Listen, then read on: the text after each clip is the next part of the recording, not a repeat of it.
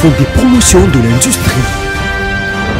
Votre partenaire privilégié pour la réussite de vos projets. Le management du Fonds de promotion de l'industrie FPI demeure créatif quant à la recherche de voies et moyens pouvant contribuer à l'amélioration des conditions de vie des Congolais. C'est ainsi que dans le cadre de l'exploration des opportunités industrielles et s'appuyant sur les contacts avec les chercheurs coréens de l'un des dignes fils du pays, le professeur Koumou Frey, en sa qualité de vice-recteur de l'université de Sandmoon, le directeur général du FPI, Bertin Moudimou Tshisekedi, s'est rendu en République de Corée, plus précisément dans la ville de Chonan.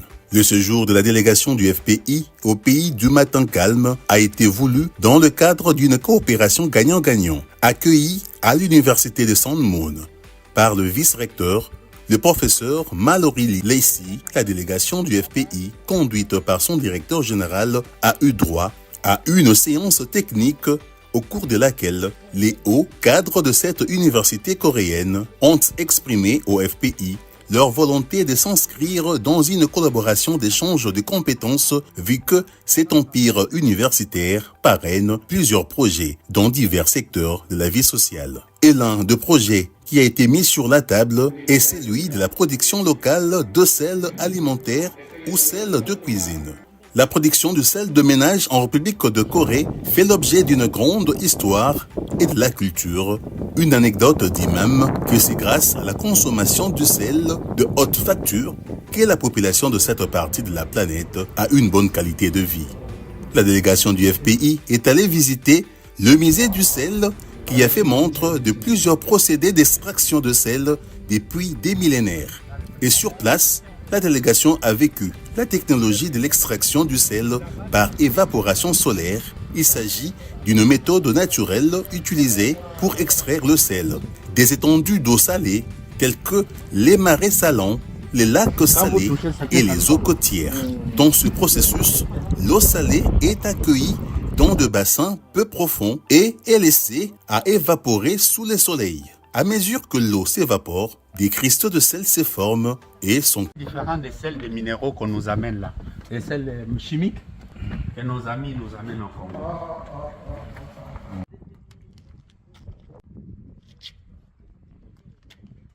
Cette sorte, voilà. Oh, vraiment. C'est hygroscopique. En effet, une firme sud-coréenne dénommée Preseos Korea, au bout d'une dizaine d'années de recherche et développement, a mis au point un procédé innovant d'extraction verticale sur 3 dimensions du sel riche en minéraux à partir de l'eau de mer. Il s'agit de la technologie d'extraction ionique verticale en 3 dimensions. Nous évoquons ici pas n'importe quel type de sel qui est généralement composé à 100% en chlorure de sodium et dépourvu des minéraux essentiels. Cependant, nous parlons d'un sel riche en minéraux obtenu à partir de la condensation de l'eau de mer et composé du chlorure de sodium et des minéraux en proportion équilibrée. C'est donc un sel qui contribue à la qualité de la vie humaine et se distingue par sa saveur exceptionnelle qui a été proposée au FPI pour une production locale et contribuera sûrement à la réduction de la facture salée des importations massives de cet immanquable rehausseur de goût. Cette technologie permet de rationaliser la production de sel tout en réduisant la dépendance à la main-d'œuvre et en croissant le rendement de production. La délégation du FPI, conduite par Bertin Moudimou Tshisekedi, son directeur général, a eu le privilège de visiter le laboratoire de Preseos Korea avec sa technologie innovante, simple et facile à mettre en œuvre. Lors de cette visite, le président directeur général de cette firme coréenne, M. Sang-Soo Park, a fait savoir que Preseos souhaite aujourd'hui vulgariser cette innovation au monde avec des partenaires stratégiques fiables et des premiers rangs tels que le FPI. Pour sa part, l'inventeur de cette technologie, le Dr Park Yong-hee, a révélé que le système d'extraction ionique en 3 dimensions développé par Preseos Korea a le mérite d'éliminer les limites inhérentes aux méthodes traditionnelles d'extraction de sel, de contrecarrer des problématiques telles que l'occupation de l'espace, les perturbations climatiques les microparticules plastiques et les exigences en personnel. Ce procédé offre une production automatisée ininterrompue tout au long de l'année, engendrant ainsi du sel de qualité supérieure avec un rendement 20 fois supérieur puisque le sel ainsi obtenu indépendamment des conditions météorologiques et spatiales est riche en minéraux et se distingue par sa saveur exceptionnelle. C'est ce qu'on appelle la fleur de sel. La production de sel, c'est toujours le goût. Si le goût n'est pas favorable, personne ne va acheter. Si vous avez produit le sel, la première des choses à vraiment vérifier, c'est le goût. Et comparé aux grandes maisons de production de sel comme la France et l'Italie, le sel a une qualité vraiment supérieure. Secondairement, c'est le problème de santé. Tu peux pas trouver le sel qui va donner la maladie à la population. Mais le problème de santé est vérifié. Avec son sel, vous pouvez résoudre beaucoup de problèmes de santé comme l'hypertension, le diabète et autres. Souvent, on dit aux gens de ne pas manger le sel, mais avec son sel, il n'y a pas de problème. Et troisième point, il disait, c'est vraiment économique. C'est vraiment très économique parce que avec son sel, tu n'as pas besoin d'un grand espace pour produire le sel, mais avec son sel, tu peux vraiment produire son sel très économiquement. Pourquoi le Congo? Il a dit que les Coréens, ils ont vraiment une valeur. La valeur qui est le plus importante, c'est la confiance. Et ils ont déjà rencontré le professeur Nkumo qui a vraiment fait beaucoup d'activités avec les Coréens ici. Nous, les Coréens, on peut vraiment partager nos connaissances. À cause on a choisi le Congo comme nos premières destinations en Afrique. Donc, comme il a fait confiance au professeur Frey, c'est à vous maintenant de lui faire confiance pour qu'il puisse vous faciliter la transmission de sa connaissance à vous, les Congolais. Donc, FPI puisse lui faire confiance et il est sûr, si vous lui faites confiance, il va vous donner quelque chose que vous n'avez pas d'abord en Afrique. Du côté FPI, le directeur général Bertin Moudimou trouve en ce projet une nouvelle opportunité pour le pays de s'inscrire dans la politique de la lutte contre la pauvreté et la réduction des inégalités. Vous savez que le Fonds de promotion de l'industrie doit assurer la promotion du financement en République démocratique du Congo, c'est-à-dire rechercher des opportunités d'exploitation qui peuvent permettre finalement au FPI de promouvoir l'industrie congolaise.